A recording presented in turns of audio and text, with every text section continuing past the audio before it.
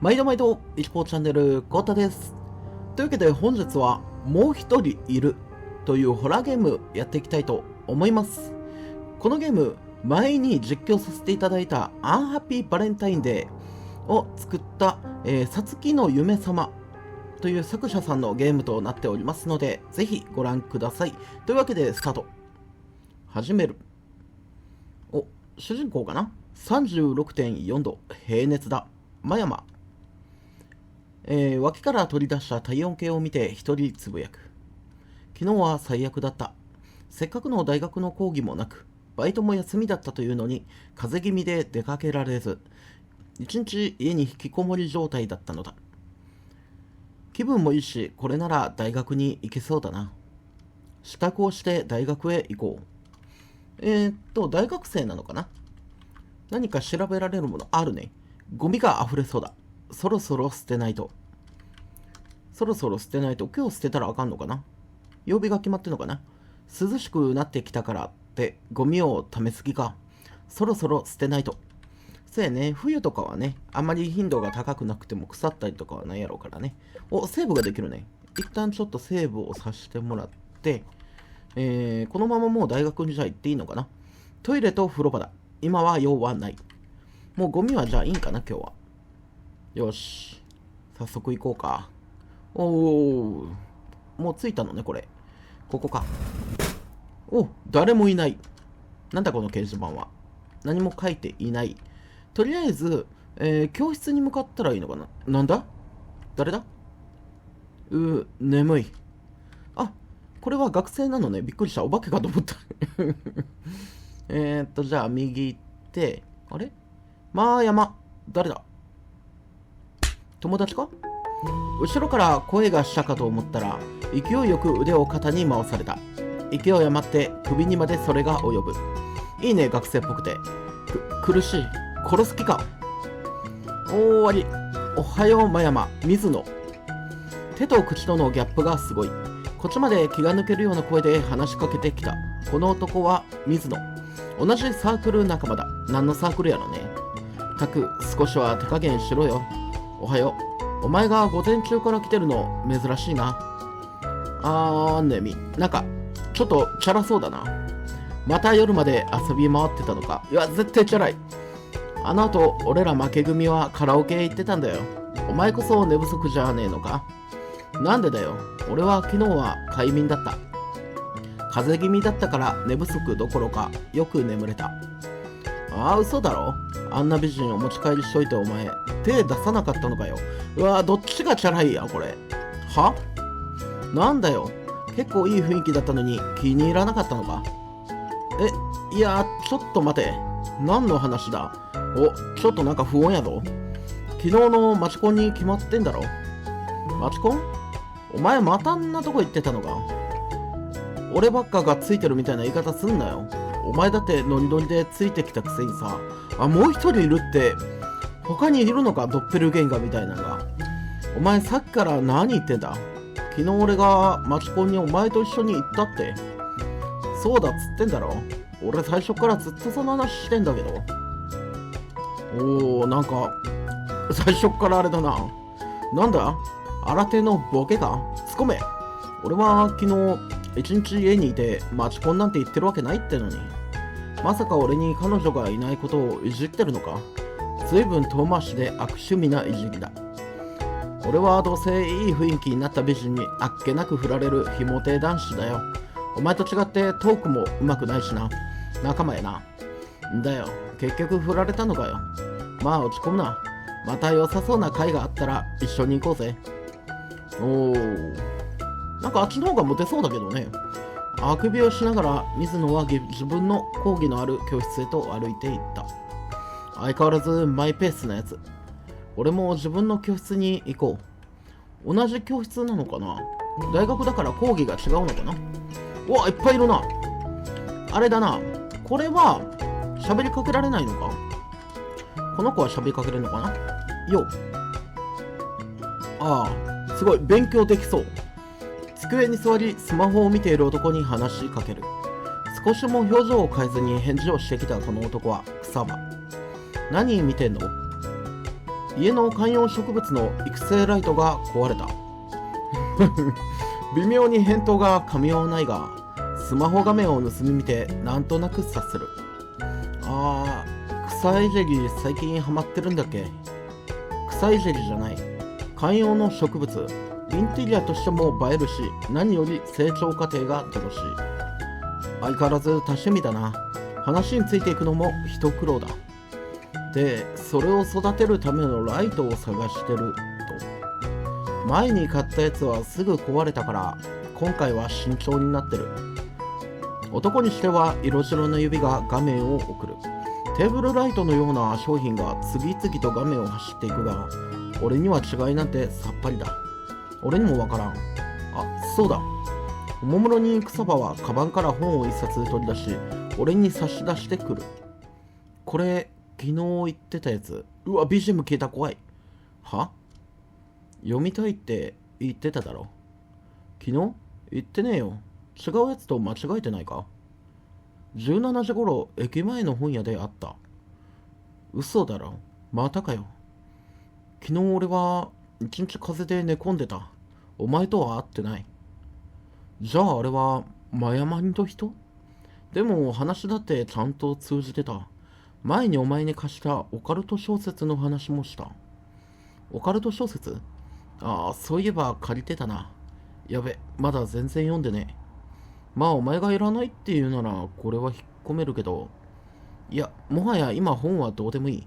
昨日お前が俺と会ったって事実が。なんか結構あれだね。ドッペルゲンガーが街中歩き回ってんのかな。突っ込んで聞こうと思ったところで教師が来た。俺は後ろ髪引かれる思いで席に着いた。どうなってんだろうね。ドッペルゲンガーはあれだよね。実際自分が会ったら亡くなるみたいな話があるよね。あれ？寝ちまった。草場のやつ、もういねえし、起こしていってくれ。さっきの話、問い詰めようと思ったのに。仕方ない。と俺は気持ちを切り替え、その日の講義を受けた。まだ話がさっぱりと見えないね。確かもう一人いるっていうのだけだね。講義も終わり、机の上のものをカバンにしまう。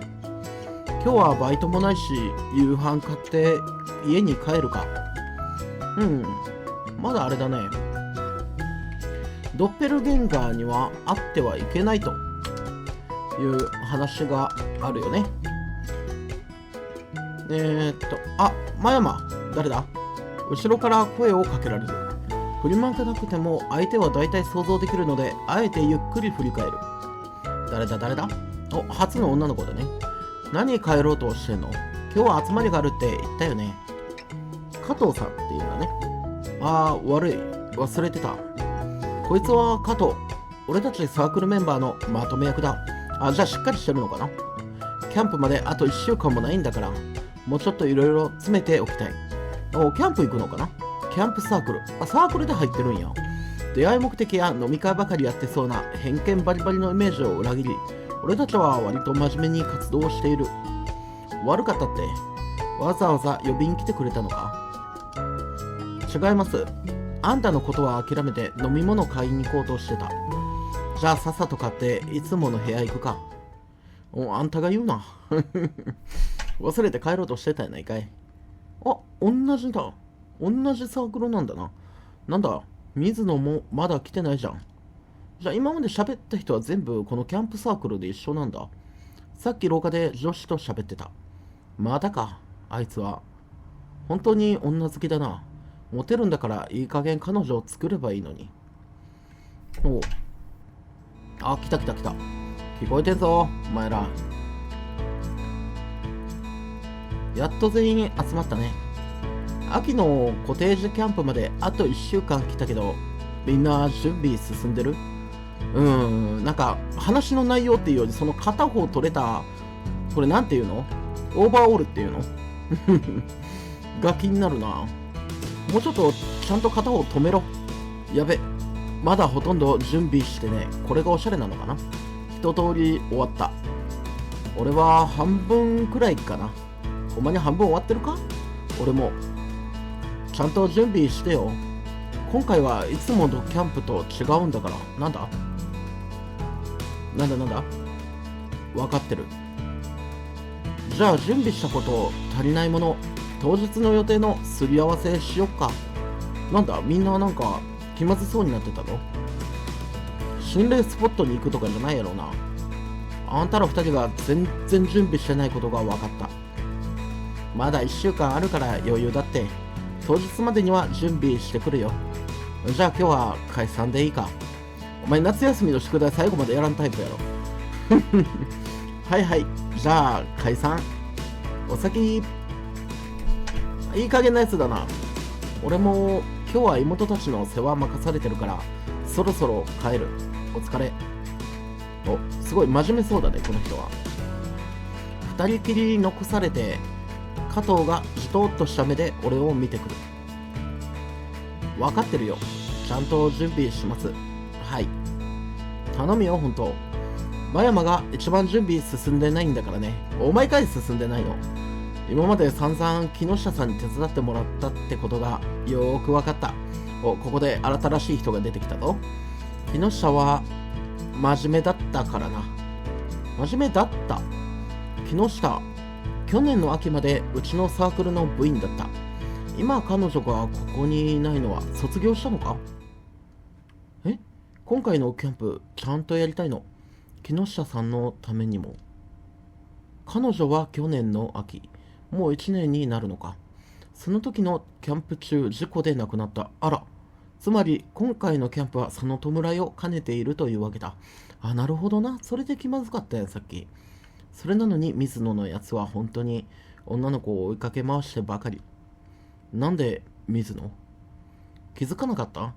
木下さんは多分水野のことが好きだった。それで多分水野も木下さんのことが好きだった。真山は何とも思わないの？どういう意味でやろう？俺は別に。お前こそどうなんだよ。私だって別に。俺もそろそろ帰るよ。風邪またぶり返したら嫌だし。真山風邪ひいてんの？やめてよね。うつされたら困る。昨日一日寝て治したから大丈夫だっての。まさかお前も昨日俺に会ったとか言わねえよな。は？何それ？会ってないけど。いや、悪い。なんでもない。考えすぎか。やっぱ昼間のはあの二人の悪ふざけだ。じゃあまた明後日。悪ふざけにしてはちょっとタチが悪いけどな。で、周到に練られとるよね。翌日。今日は休みか？バイトか。俺は講義が終わった後、バイトに来ていた。この時間はほとんど客が来ないから暇だな。一旦厨房へ引っ込もうか悩んでいた時。いらっしゃいませ。客か。若い女性だな。いらっしゃいませ。何名様でしょうか？あ、一人でって、あれ？女性客は不自然なところで言葉を区切り、俺の顔をまじまじと見ている。今外で会ったとかちゃうやろな。もしかして真山さんですか？整った綺麗な顔から発せられた言葉は意外なもので、俺は面食らう。俺を知っていると思われるその女性を俺は知らなかったからだ。すみません。仕事中にご迷惑でしたよね。おとといでいいのかな？おとといお会いしてから気になっていて、ご連絡しても返事がなかったので、つい。おとといって水野と俺が合コンに行ったっていう、まさかあれか？水野が言ってた女性ってこの人のことかな？いぶかしげな俺の表情を見て拒絶されたと感じたのだろう。女性は悲しそうに笑ってみせた。ごめんなさい。もう連絡しないので、カフェオレを一ついただけますか？あ、はい。俺は何と答えていいのかわからず、徹した思考はただ店員としての仕事に徹することを選択した。そうやね、言えないもんね。それ俺じゃないですなんてね。なんか言い訳みたいになっちゃうよね。その女性は言葉通りカフェオレ一杯を飲み干して去っていった。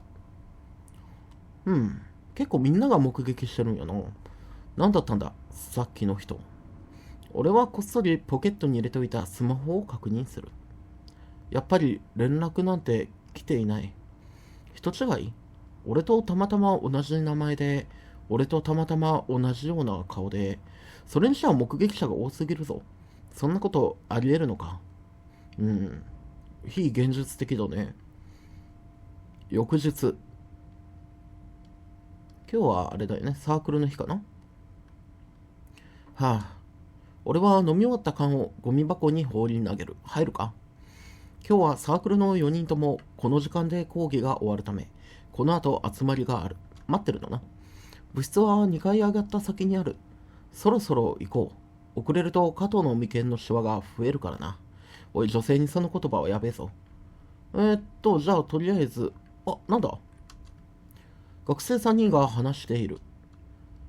茶髪の女性、一回司の家遊びに行ってみたかったんだよね。ねえ、トーマかな。俺は別に。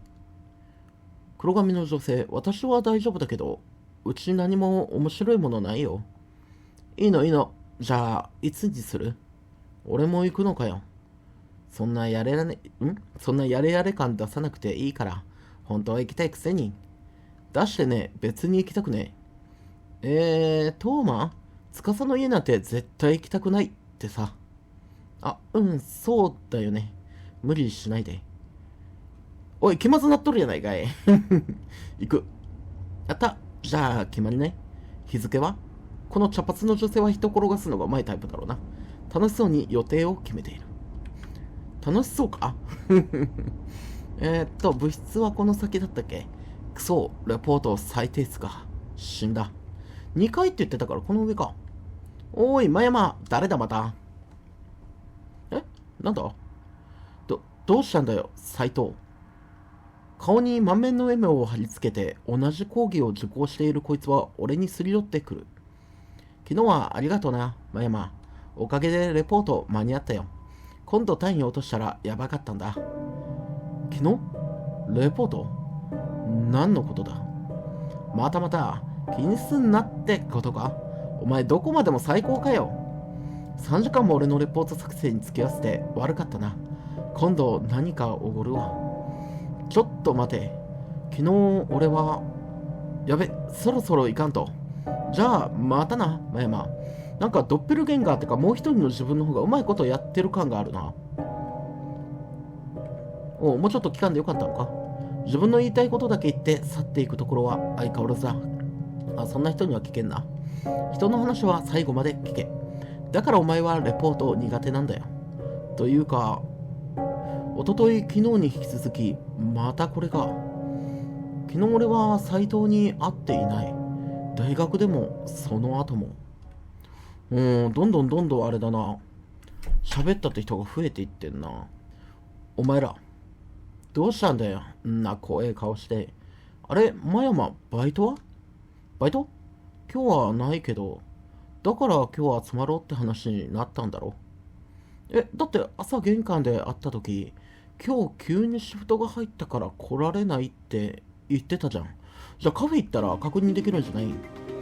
今日の朝、お前となんか会ってない。お前らいい加減にしろよ。何怒ってるんだ？一昨日からみんなで俺のことをからかってるだろう。一昨日俺は町コンにも本屋にも行ってない。バイト先に来た女の人も斎藤もみんなお前らが仕組んだことだろう。壮大なドッキリやないかい。何言ってんだお前。話が唐突すぎて全然わかんないって。どういうこと？とぼけんなよ。なんだドッキリか？真山、なんか勘違いしている。俺たちはお前をからかったりなんてしてない。お前大丈夫か？困惑したような呆れたような、そんな顔で3人は俺を見る。こいつらのいたずらじゃない。いや、そんなはずないだろ。出なきゃありえない。だってこれじゃあまるで俺がもう一人いるみたいじゃないか。じゃあ真山は今日話し合いに参加できるってことだよね。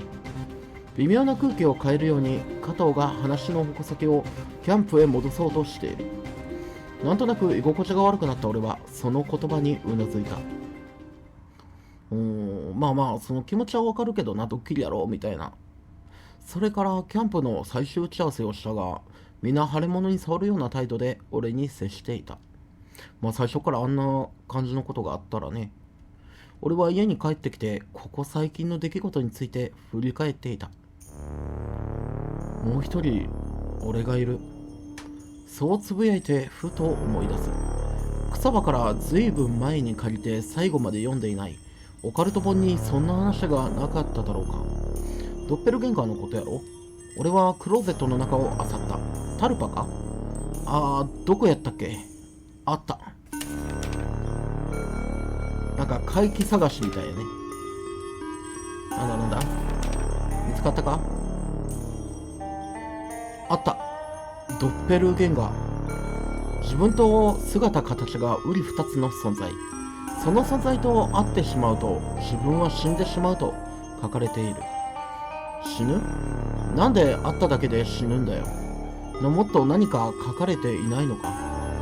ドッペルゲンガーに遭遇して助かる方法はただ一つ。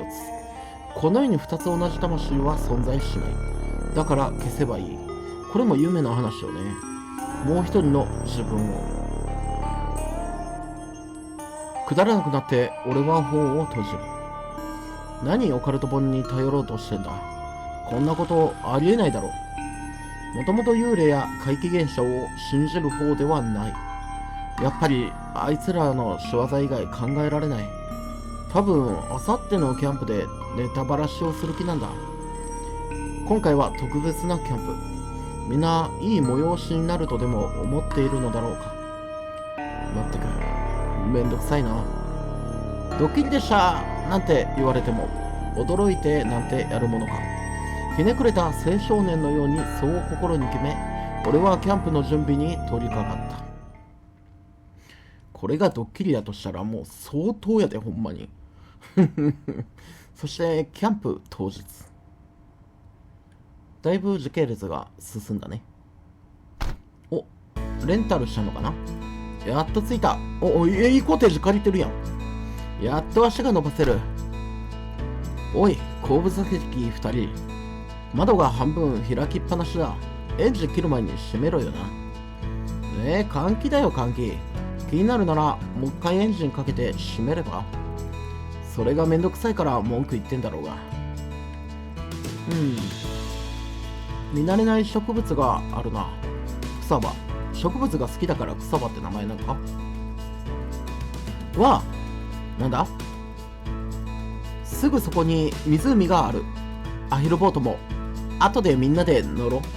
これは難しいぞ。乗る人数4人は乗れんやろ。あんなボロ本当に乗れんのか。荷物下ろすぞ。手伝え。それは後にしてとりあえずお湯沸かして休憩しようぜ。長いこと車の中で疲れた。運転して一番疲れてるのは俺なんだが。そうだね、ちょっと休むか。草場もどっか行っちゃったし。お前おらんわ。本当だ。いつの間に雑草あさりに行ったな。雑草あさりとか言うな。また怒られるぞ。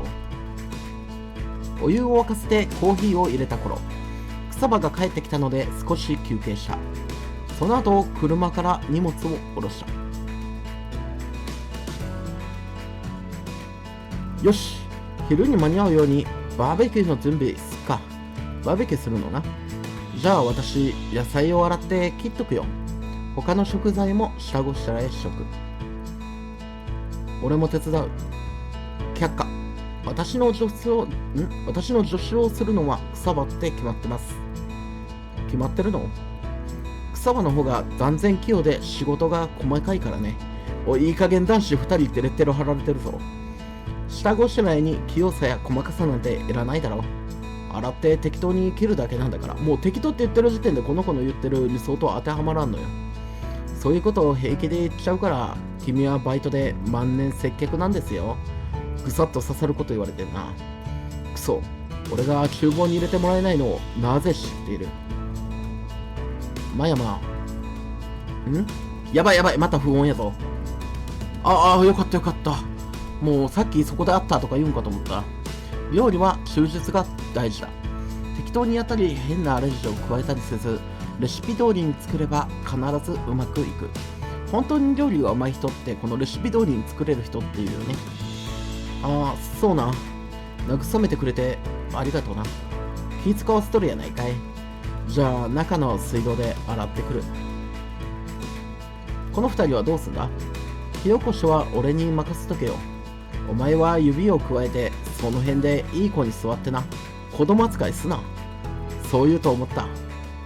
確かに火を起こすのはダントツでこいつがうまい。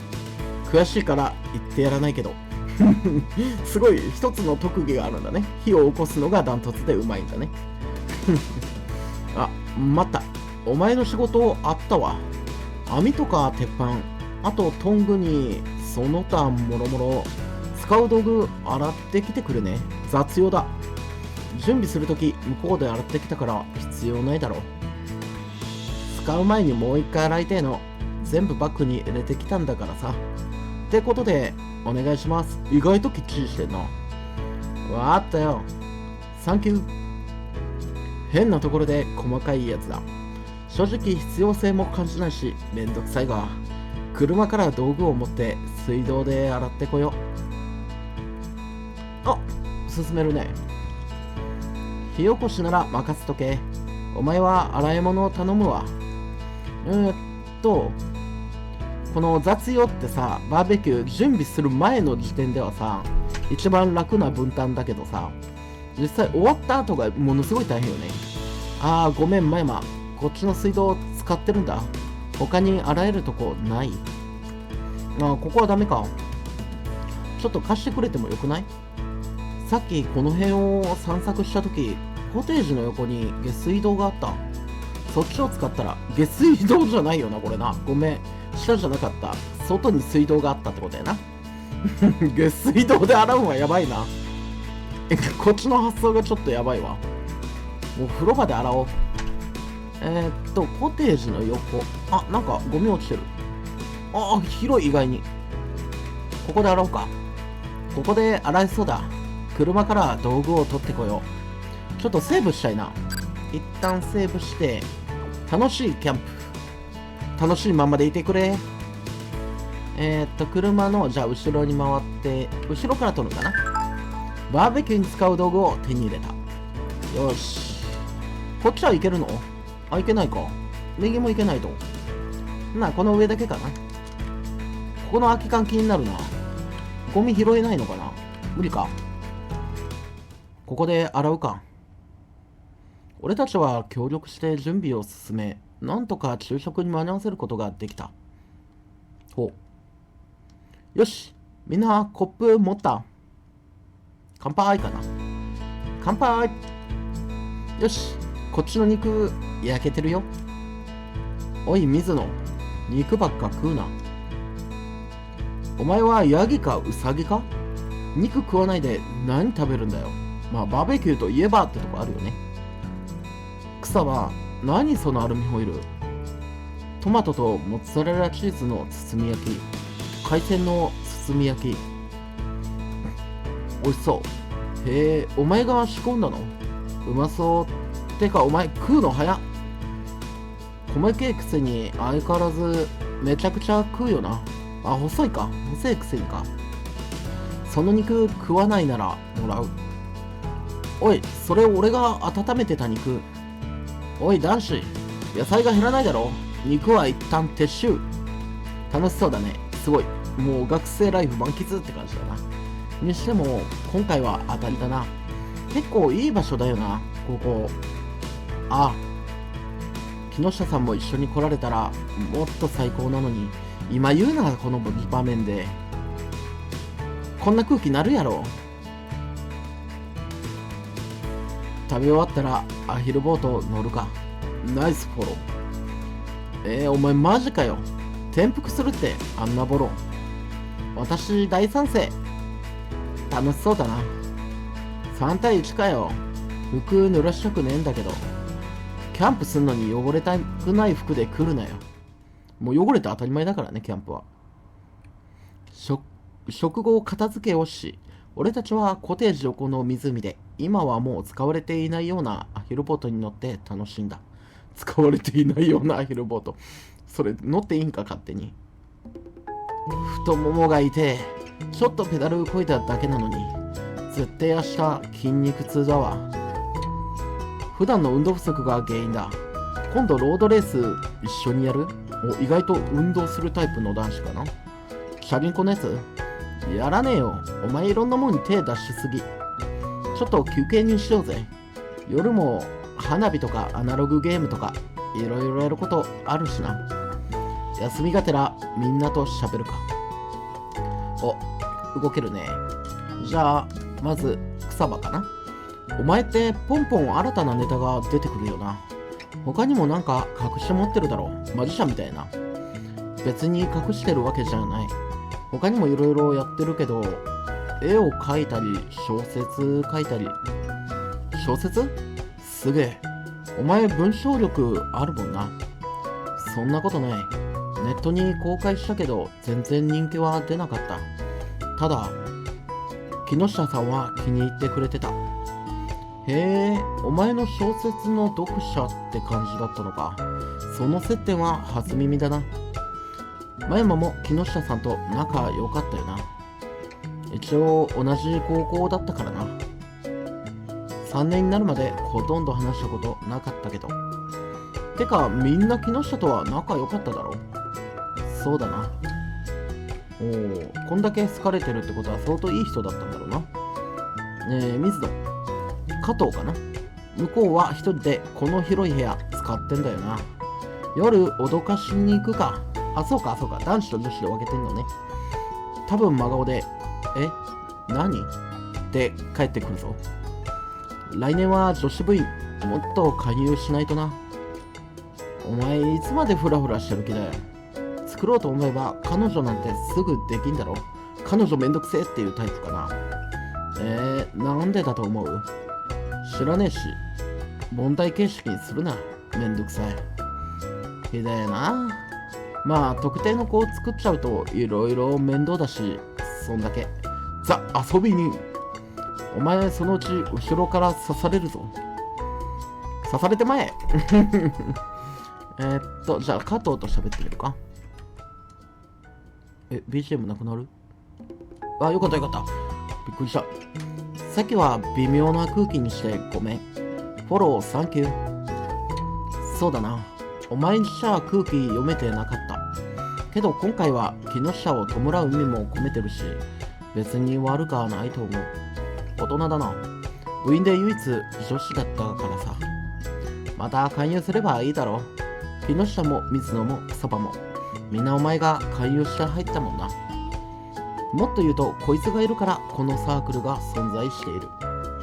そういえばなんでサークル作ろうと思ったんだ。結構いろんな人に声かけてたみたいだし。なんだ加藤？小学生の頃いじめではないけどちょっとハブられてた時期があって、すぐに他の子にターゲット移ったからそんなにしんどくなかったけど、でも一人は寂しいからさ。一人でも平気な人は大丈夫だと思うけど、一人が寂しいなって感じる人がいるなら一緒にいたいなって。すごいいい目標があってこのサークルっていうのを作ってるんだね。へえ、そんなことを考えてたのか。木下さんの話は夜にまたみんなでしよっか。そうだな、それがいい。そろそろ部屋に戻るか。どうなる次夜まで時間潰しかな。なんか下から音がすんな。加藤のやつもう夕飯の準備始めたのか。俺ちょっと昼寝する。夜眠れなくなるぞ。やべ、夜やる予定のアナログゲーム車から降ろしてねえな。暗くなる前に取ってくるか。やばいこれ怖くないか。下に行ったらこいつがいたみたいな感じちゃうやろな。草場は早くも寝息を立て始め、実質部屋に一人になった俺はスマホを取り出す。そして一枚の写真を飽きもせず眺める。木下好きやったんかな。美人さんだね。不意打ちを狙って撮った。ちょっと間の抜けた表情の写真。いつも整った顔をしていた木下のレアショットだ。消してよって散々泣きつかれたが、俺はちょっと意地悪をしてしまった。思えばこの頃、高校3年の頃からだ。木下と話すようになったのはいつも眉をハの字にして笑う控えめな女性だった。俺は去年のキャンプを思い出す。木下が死んでしまったキャンプをなんで亡くなったんやろ。隣の木下の部屋から炎が上がって、俺はベッドでぐっすりと眠っていた。あ、火事か。俺の部屋も煙と炎で覆われ、俺は目を覚ます暇もなく、一酸化中毒で、意識を失っていた。気づいた時には病院のベッドにいた。隣の部屋からの出火であったため、本当に危ないところだったらしいが、俺にはほとんど記憶がない。九死に一生だった。なんで炎が上がったんやろ。しかし、渦中にいた木下は死亡。火元はキャンプで使用するランプとみられ、事故という形で処理された。ランプってあれか。中に火が入っとるですか。今思えば高校の頃から俺はずっと木下のことを、結構みんなが好きな女性だったんだな。おい待てよ。うわやばい。急な水野の大声に俺は慌ててスマホの画面を閉じてポケットにしまう。どうしたんだ水野のやつ。あんな大声で下から聞こえたな。やばい。なんかあれじゃん、こいつのドッペルゲンガーがなんかして、ほんで追いかけてんのかな。こいつのせいにされるんじゃないの。じゃあ主人公の何。なぜか加藤が床に倒れている。やばない。加藤どうし。倒れている加藤に駆け寄ろうとして俺は足を止める。気づいてしまったからだ。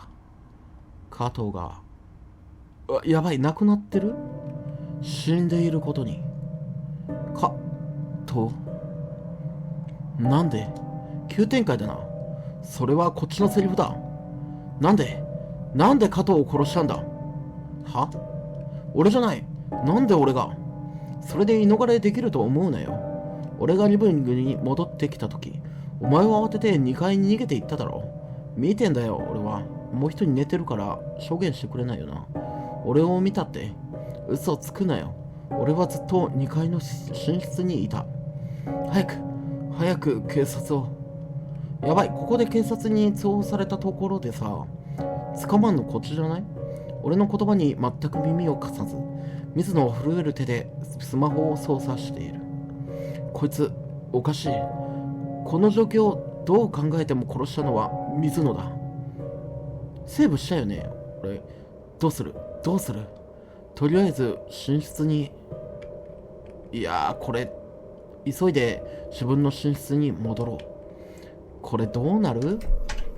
あれ、やばい。もう完全に逃れできないやんこれ。もうダメやんあれ。やられてるやろ。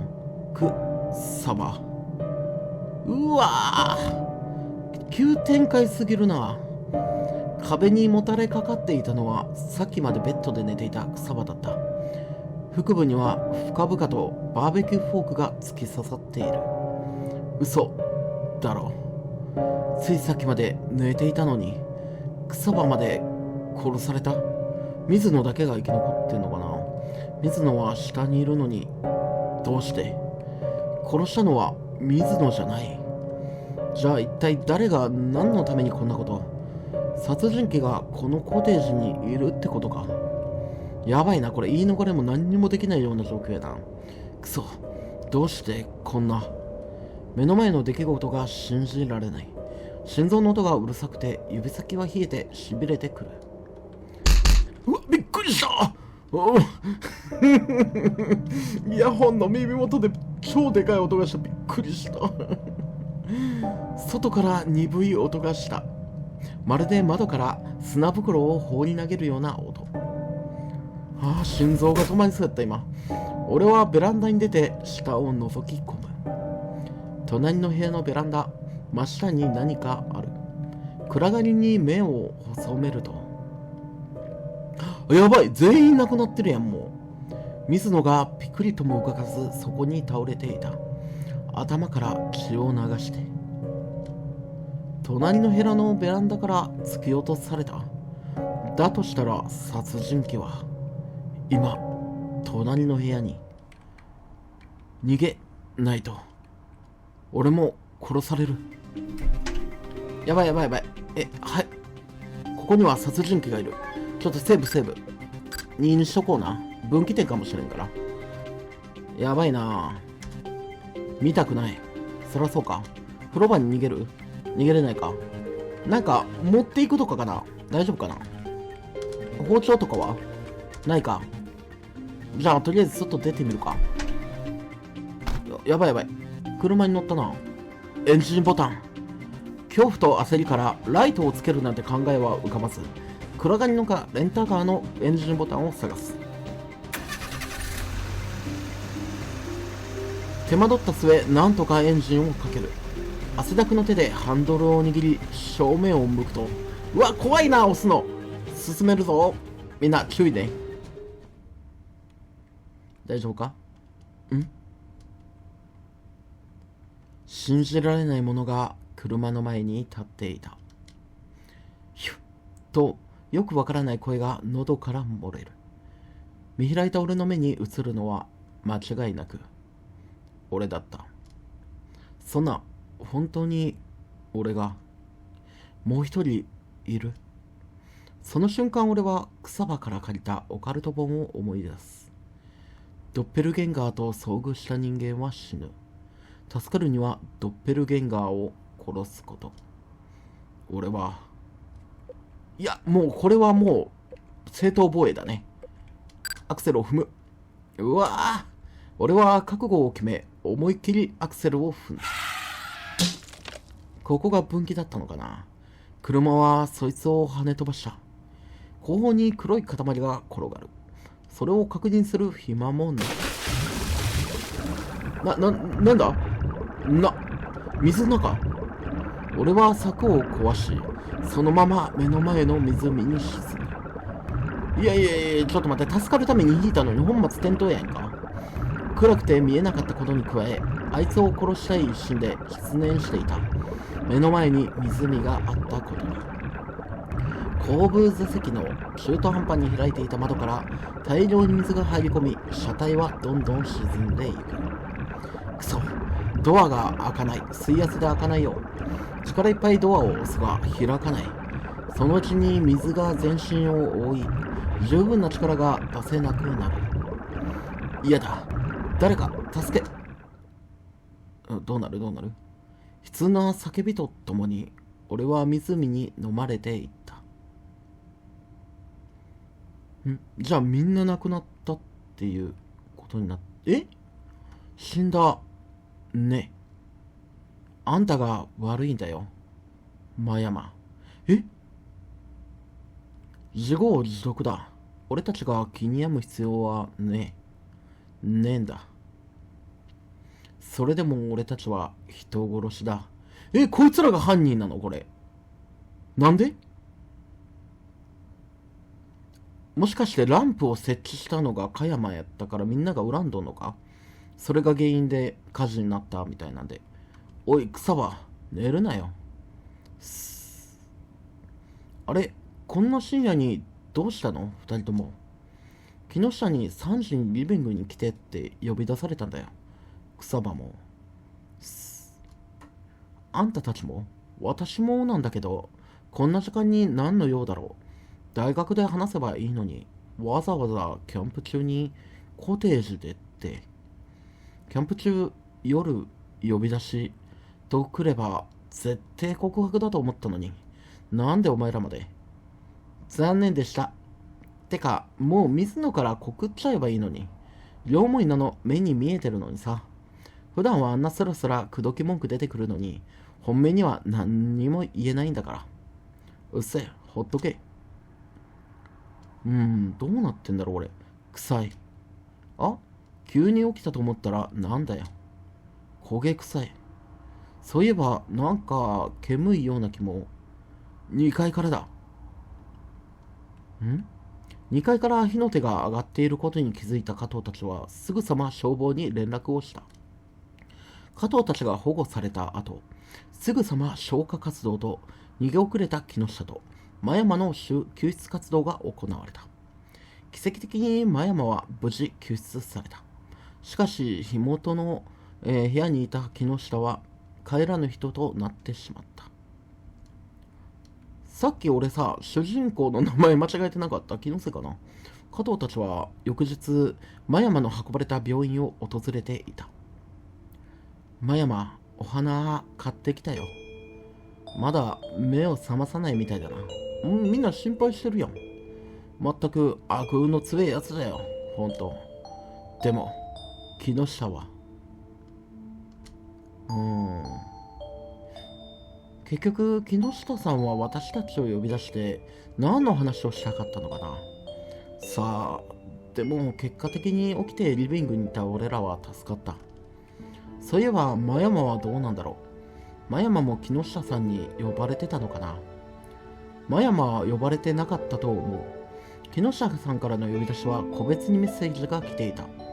真山も含めた全員を呼び出したいなら、グループのトークルームに送ってくるだろう。じゃあ、真山と木下が組んで俺らに何かしようとしてた？そこまではわからない。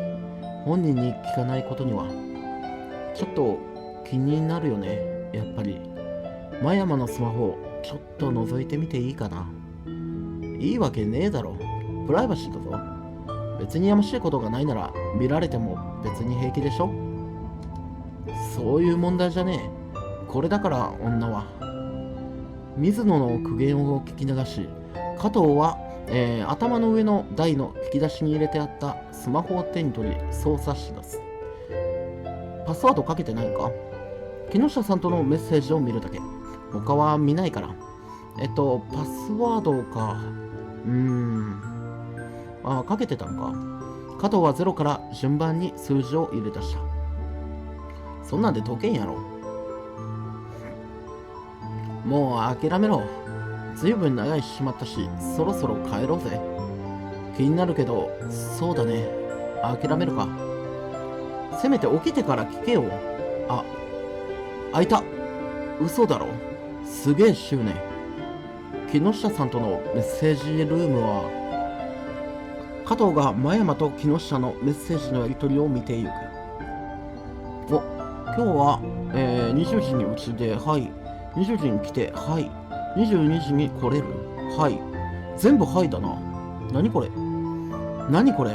結構な頻度で同じやり取りをしてるけど、あの二人付き合ってたの？なわけねえ。それに付き合ってるにしてはやり取りがそっけないっていうか、脅してると思ってんのかな。淡白だな。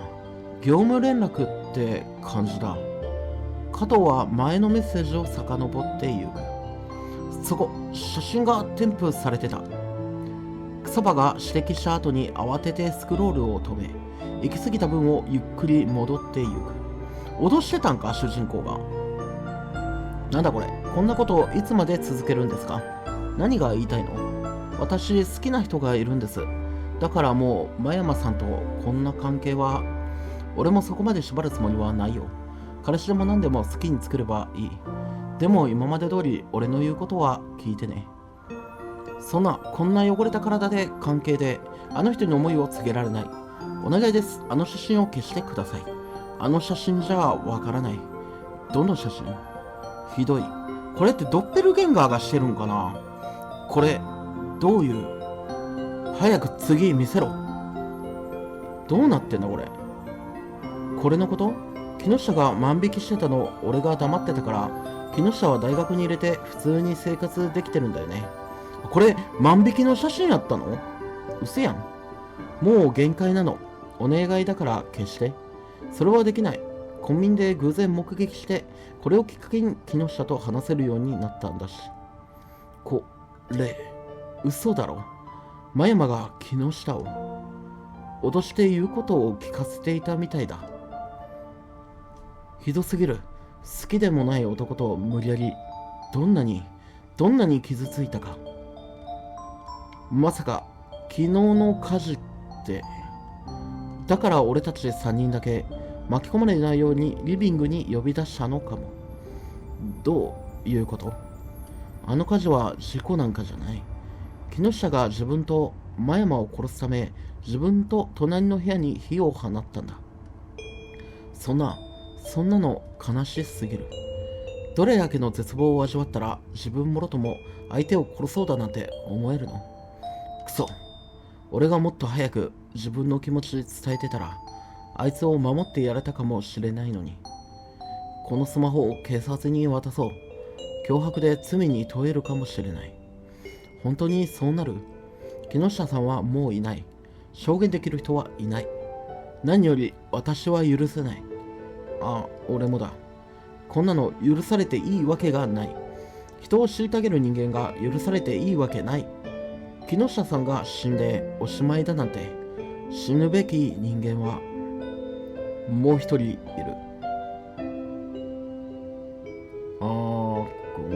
加藤たちは計画を立てた。リビングで私の死体を見て真山が2階へ逃げたら、水野はコテージ横のベランダの下で待機して、私が2階の女子部屋のベランダから砂袋を落とす。俺はそれを見えない位置に隠して死んだふりをすればいいんだな。真山が男子部屋のベランダから下を覗き込んでいる間に、私はリビングに戻ってまた死んだふりをする。真山が1階へ逃げて車に乗り込んだところで、俺が車の前に人形を置く。でもあいつがハンドルを切って逃げ帰ったらどうする？その時はまたもう一度キャンプをやればいい。参加せえへんやろ、そんな状態で。真山が改心するか、死ぬまで。何度も何度でも。じゃあ俺は斎藤とか他の大学の女の子に協力を頼んでみる。みんなが組んで、あれなんだ。この真山を殺そうとしてたんだ。草場がこの計画に反対してたから、これでも私たち真山、あんたを見極めようとしてたんだよ。改心してるなら中止しようって。でも、私聞いたよね。水野と木下さんが両思いだったこと。どう思うかって。自分がぶち壊した2人をどう思ってるのか。なるほど。この時か。気づかなかった？木下さんは多分水野のことが好きだった。それでも多分水野も木下さんのことが好きだった。真山は何とも思わないの？俺は別に。この時の答えが決定的になったんだ。でもあんたは眉一つ動かさなかった。まるで自分は関係ないみたいな顔をして、あんたが2人を引き裂いたのに。真山に、お前に俺らを心配する優しさがあったなら、死んでる俺らに近づいて生死の確認をしていれば、俺たちの芝居に気づいただろうよ。所詮血のりを使った素人の死んだふりだ。でもお前はそれをしなかった。俺たちに駆け寄るどころか機密を返した。人は追い詰められた時に本性を晒す。今回のドッペルゲンガーのシナリオは俺が書いた。お前が改心していることを信じて、あえて時間のかかる方法を選んで。そして、お前すごいな。俺が貸したオカルト本。あの話は主人公がドッペルゲンガーに遭遇するが、その正体は変装した友人だったっていうシナリオだ。お前が俺の貸した本をちゃんと読んでくれていたら、そしてこの計画に気づいていたら、こんな間違いだらけの結果にはならなかった。たらればの話をしてもしょうがねえ。木下、どうか向こうでは安らかに眠ってくれ。木下さん、いつも俺の書いた小説読んでくれてありがとう。今回のシナリオはどうだったかな。1年前に死ぬはずだったもう一人、ちゃんと言ったから、どうか安らかに。最初からじゃあドッペルゲンガーは存在しなかったっていうパターンなんや。この今のエンドはこれでエンドかな。終わったのかな。終わったな。なるほどね。じゃあ最初からドッペルゲンガーはもう存在しなくて、みんなが組んで行っていたことっていうシナリオなんや、これは。でもさ、じゃあ思うんだけど、個人的な意見ね。個人的な意見としては思うんだけど、確かにもしほんまに脅してたなら、真山も悪いとは思う。でも、木下さんがこれいいように終わってるけど、木下も実は万引きをしてたのが本当なんだったら、もうそれだって許されることではないよね。だってさ、その万引きをしたお店っていうのは相当な被害も出るし、でそれがさ続けばさ、そのお店の人の人生も崩すことにはなるやん。従業員や経営者ね、その人らの人生も潰すことにはなるからさ。だからそんな軽い気持ちでしたことを今度真山に脅されてたからって言って警察には黙ってて大学にはいたいっていうのも、その誰だったっけ、木下か、木下の勝手なエゴではあるよね。もう真山も木下も2人が悪かったんだから、これは片方だけがいいってわけじゃないとは思うけどね。でこれね、もう一つエンドがあるんよ。だから今からそれをちょっと回収して終わりたいなって思います。さあ分岐点までただいまというわけで、先ほどはアクセルを踏む選択したんで、次はハンドルを切るというのをやってみたいと思います。ゴー。目の前の存在がとてつもなく怖くて、俺は思い切り左へハンドルを切った。どうなる？なんとか奴を避けることはでき、そのまま俺は車を走らせ続けた。振り返る勇気はなかった。じっとりとした視線がいつまでもついてきてるような気がしたが、それでもひたすら車を走らせた。あの3人でもどうなるんやろ。息よりはるかに長く感じる時間。山道を走り続け、やっと家に帰り着くことができた。俺はすぐさま警察に連絡した。加藤たちが殺されたこと、犯人を見たこと。犯人を見た？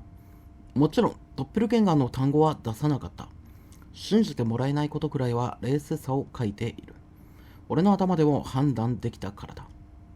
警察が迎えに来て、俺は事情聴取を受けることとなる。どうでも伝えるんだ。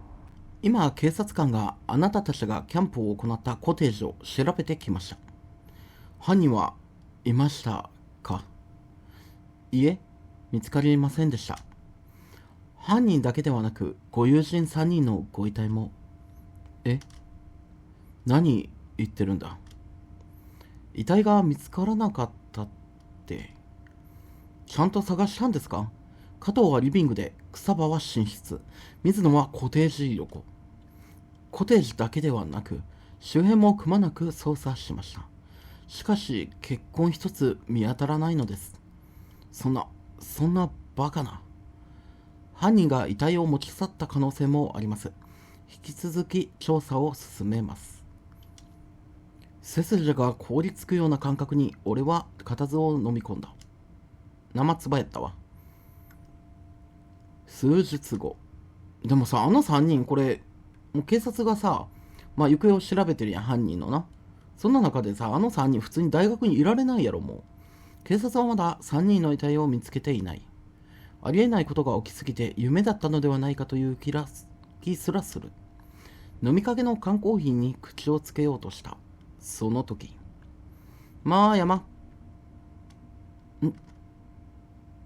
普通にいるな。お疲れ。キャンプの後の反省会サボったでしょ。お前ら、なんで。真山、顔色悪い。大丈夫か？キャンプで疲れて風邪でもひいたのか？ダセえな。お前らは死んだはず。何言ってんの？居眠りでもしてたの？そんな、ありえない。まさかお前らにも。なるほど。もう一人いる。ハンドルを切るっていう選択肢の場合は、さあ、部室行こう。次のキャンプの予定立てなくちゃ。なるほどね。ハンドルを切るっていうパターンの場合は、今度はあの3人がドッペルゲンガーではないかと真山が疑うっていうエンディングになるのな。いやーでもよかったね。ゲーム制作さつきの夢さん、ありがとうございます。ゲームプレイさせていただきました。やっぱりあれだね、さつきの夢さんのゲームってすごくね、いいね。ストーリー展開とか、その最後のエンディングとかもさ、頭の中でちゃんとストーリーの中に出てきたピースがカチャカチャって当てはまるように作ってるから、すごくね、納得のいく、全体を通してね、納得のいくストーリーとかさ、あまり矛盾が生じないストーリーとかが多いから、すごくね、やってても楽しいし、エンディングを迎えた後も、あ、そうなんだとか、あと鳥肌が立つようなね、エンディングもあったりとか、結構するんで、すごくいいなって思います。では、ゲーム協力してくださった皆様、ありがとうございます。作っていただいてありがとうございます。では、今回、もう一人いる。エンド2。もう一人いる。あら、同じ重なってしもた。もう一人いるというホラーゲーム、やらせていただきました。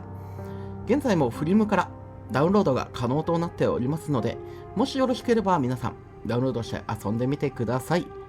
というわけで本日もコータがお送りいたしました。ではみんな、ほなな、またね。